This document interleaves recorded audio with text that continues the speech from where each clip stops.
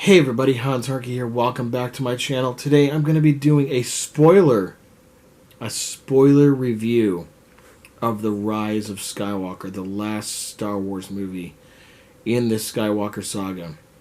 So if you have not seen the movie, please don't watch this video until you have, because I'm going to spoil a lot of things for you. We saw the movie twice. We saw it the day before it opened, and funny little side story, I got a lot of flack from a friend of mine on Facebook. I'm not going to mention this person's name. I understand why he was upset, but I posted a non-spoiler afterthought of the movie. That's all I did. I didn't reveal any plot points, nothing at all. Nothing that will go, oh my god, you spoiled the movie for me. Nothing like that. Because a lot of people were seeing the movie that night and they were posting on their Facebook, quick little afterthoughts of what they thought of it. Wow, that was amazing. Wow, that was cool. Well done, blah, blah, blah. So I just posted something really, really quick and brief, and I got flack for it. And I'm like, dude, other people are doing it. My friend saw the movie 4 days before anybody else, and she posted her afterthoughts. And that got me more excited to watch the movie. So I don't see a problem here. So I just took the posting down because I just didn't want to argue, and it's just so stupid why I would get flack for doing something like that. The person's like, "Oh, do you know better than not post something like that? The movie hasn't even opened up yet." I'm like, I didn't post any spoilers. Lisa said I didn't post any spoilers either.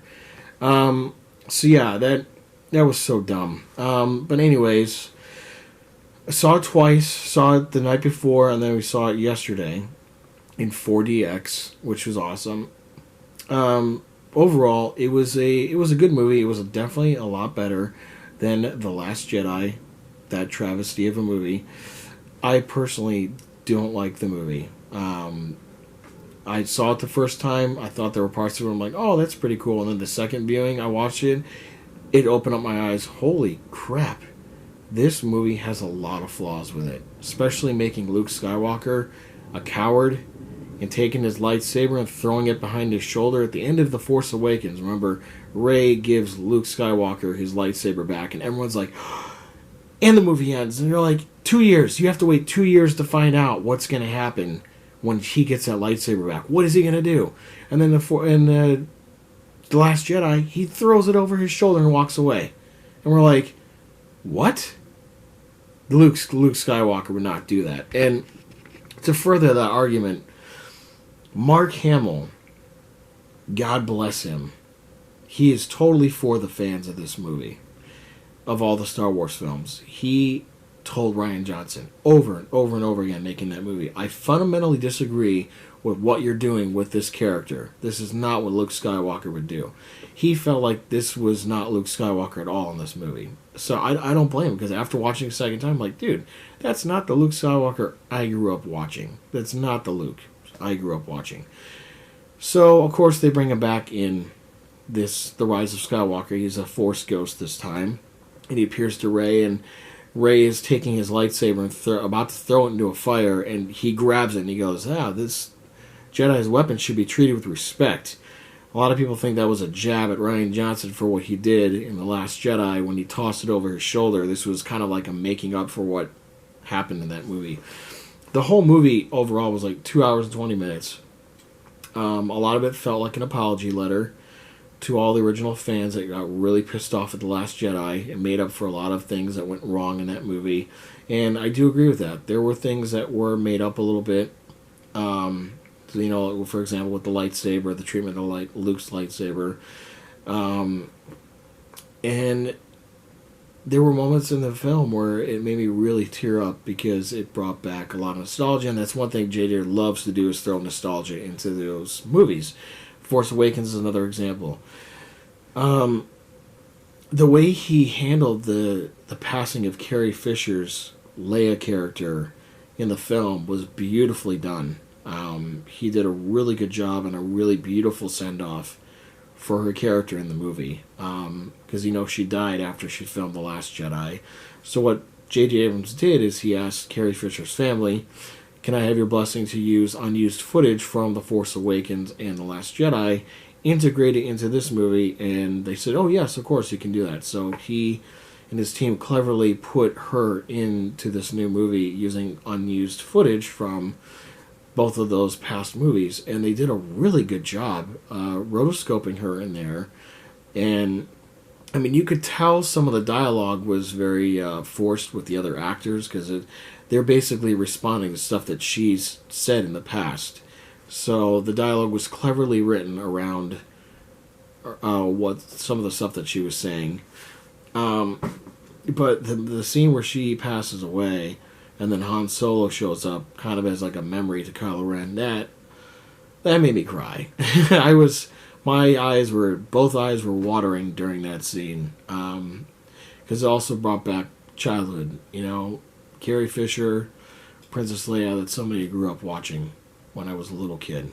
And Han Solo, seeing him one more time, that's something I grew up watching when I was a little kid too. And that pulls on your heartstrings a little bit when you see somebody that was part of your childhood pass away, on screen and off screen. I was really sad when Carrie Fisher passed away in real life. Overall, the movie there's a lot thrown into this movie. It's a very convoluted movie. There's a lot of plot points going here, there, everywhere. The characters are going everywhere. It was nice to see Finn, Poe, and Rey on an adventure together, because in the other films you really didn't see a lot of that. You didn't see the trio off on a journey together. And I think JJ did a nice job with showing them on an adventure together. But they go to so many different places, all in this 2 hour and 20-minute movie, that it could be a little too much for viewers. Oh, I should also add, too, the scenes with Emperor Palpatine. There's a lot of flashing in all of those scenes. That's one big problem I had with that movie, is every scene that is with Palpatine, there's a lot of lightning strikes in the background. And if you are epileptic or you feel like you're going to become epileptic, I recommend closing your eyes during those scenes. I had to close my eyes several times. I'm not epileptic, thank God, but I'm very sensitive to strobe lights, and I had to close my eyes during several of the scenes in the movie. Oddly enough, the second time I saw it, I wasn't so sensitive, but the first time I was like, oh man, I had to close my eyes. I wish they'd go back and fix that and not make it so just so much flashing going on. Like, you could do a flash here or there every once in a while, but it was like every 5 to 10 seconds there was some sort of flash going on the screen, and I had to close my eyes. So just want to give you a warning about that. You go see it and you're epileptic, or you're prone to seizures, or you are sensitive to strobe lights, those scenes are going to bother you, I promise you. Just close your eyes during those scenes and listen to what the dialogue is being said. That's the only thing that's going to help you out. There were a couple fake outs in the movie, with Chewbacca dying. He didn't die, but you thought he was dead for like 5 minutes. You're like, why would they do that to Chewbacca? It's like, first time, now Leia, now Chewbacca, come on now. Why are you doing that? He didn't die. He comes back. It's kind of a nice surprise. What else? The final battle was really cool. Seeing Lando Calrissian, played by Billy D. Williams, coming back was really awesome. Seeing him in the Falcon one more time with Chewbacca was really cool. Brought back nostalgia from the Return of the Jedi. You see a brief cameo of Wedge Antilles, who was in the original trilogy. Ewoks, like 10 seconds of a cameo of Ewoks celebrating towards the end of the film. That was really cool. And, a lot of people had issues with some of the force powers that Rey has in this movie. Like, for example, when there's a ship that's being taken off where they think Chewbacca's in that ship, he's being taken prisoner, Rey stops it with her force, and then Kylo stops it with his force, and they both have like a tug-of-war force battle trying to bring the ship down, and he's trying to let the ship go. A lot of people are like, oh, we've never seen that before, but, however, it has been played out in a Star Wars, another Star Wars like comic or cartoon series, and if you remember on Star Tours, the ride at Disneyland and Disney World, there is a moment where Darth Vader or Kylo Ren, depending on which version you get, they stop the ship with their force power and they pull it back towards them. So that has been played out before, and that really didn't catch me by surprise. After the thought, I was like, oh yeah, I've seen this played out before in the Star Tours ride. And then with her jumping around, it kind of looked like, Mario jumping around in the Mario game. We didn't really see any of that from the original characters. Like, we saw Mark Hamill making some jumps and flips, but the way Rey was doing it was very, they would do it in slow-mo, and it was a very exaggerated jump and a flip. And I thought that was cool. It was a nice little addition to her character, and everyone says, oh, she's a Mary Sue, she has all these powers, but then you find out why in the movie, why she has all these powers and why she's powerful is because she's Emperor Palpatine's granddaughter. That is the big reveal. That is the I am your father reveal in this movie. And everyone's like, when I heard that the first time in the theater, everyone's like, everyone gasped. So yeah, that's one reason why Rey is so powerful, and she's trying to figure out where all this is coming from. And then it's the realization, hey, you're Emperor Palpatine's granddaughter, and he wants you to be the new emperor or empress of the final order, as he calls it. So there's a couple lightsaber battles in there which are really cool. Kylo Ren redeems himself. That was nice to see, because past two movies he kind of plays like this emo character, and he's just being Kylo Ren. He's trying to pretend like he's Darth Vader with the mask and being a badass and all that. So, and then he kills Han Solo. But at the end of not the end, but in the middle of this movie, you see him having a scene with Han Solo, almost reminiscent to the scene with him on the bridge on The Force Awakens with him and his dad. Almost the same dialogue, but now the dialogue is different because Kylo Ren is now Ben Solo. He's redeemed himself. And that was really cool to see. And both of those scenes tie in with Leia dying. And that, like, my eyes were watering when I saw that scene. So that was well done by JJ. Other than that, if you do plan to see the movie, go see it soon. Otherwise, you can wait for it to come out on Netflix or Disney Plus. It'll probably come out on Disney Plus right away when it's available. Or see it in a 4DX theater where the seats move around, you have water thrown at you, wind, smoke, all that stuff thrown at you while you're watching the movie.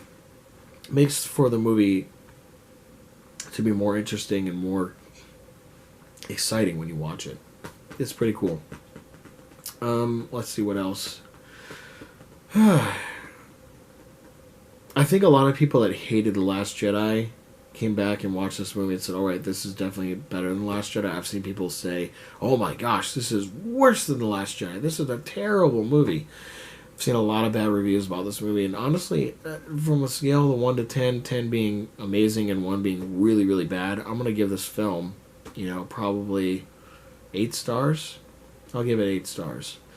Because I do feel like it was an apology for The Last Jedi, and it was a nice little tie-in for all the movies together to bring back all the characters, all the original characters from the original trilogy as much as they could. And, even Luke Skywalker comes back as a Force ghost. That was pretty cool. So, yeah, if you have seen the movie and you want to add any thoughts, comment below. And if you haven't, you should not be watching this video right now.